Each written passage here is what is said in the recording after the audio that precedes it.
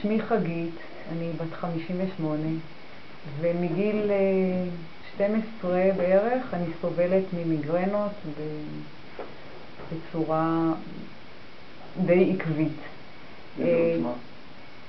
היו בעוצמות גבוהות. עם הזמן התחלתי לקחת, מגיל צעיר לוקחת כדורים להפסיק את הכאבים. ושנים על שנים אני באופן קבוע סבלתי ממיגרנות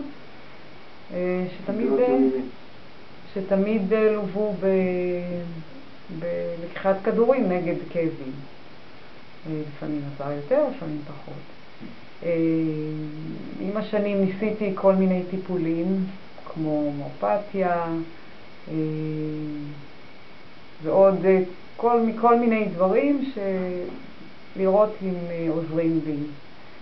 תרופות למניעת מיגרנות, וכל פעם בהתחלה זה היה טיפה עוזר לי, ואחרי זה תקופה הכל חזר והמשכתי לסבול ממיגרנות.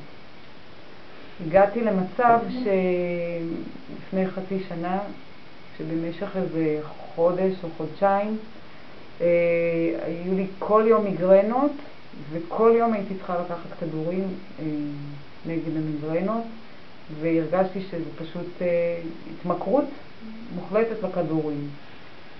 והגעתי למסקנה שאני חייבת להפסיק את זה באיזושהי דרך. קיבלתי המלצה משתי בנות דודות שלי שעברו תהליך של ניקוי, ומאוד מאוד המליצו לי. ואז פניתי לדוקטור אשחר והתחלתי בתהליך ניקוי מהמיגרנות ומהכדורים. עם תחילת התהליך בהדרגה הורדתי את המינון של הכדורים. אחרי 2.5 שבועות הפסקתי לקחת כדורים בכלל, וכבר קרוב לחצי שנה שאני לא נוגעת בשום כדור. עם הזמן גם הדחיפות של המיגרנות ירדו. למדתי להתמודד עם המיגרנה ללא כדורים. בהתחלה היו לי מיגרנות, היו לי כל שבועיים, לפעמים כל 10 ימים. בהתחלה זה היה חזק, ועם הזמן העוצמה שלהם ירדה.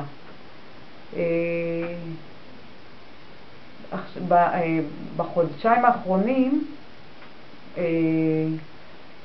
לא סבלתי ממיגרנה חוץ מאולי פעם אחת שהייתה בעוצמה פחותה,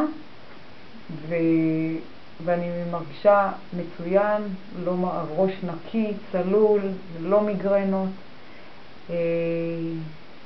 אני מאושרת עם האוכל שאני אוכלת, שלמה עם זה.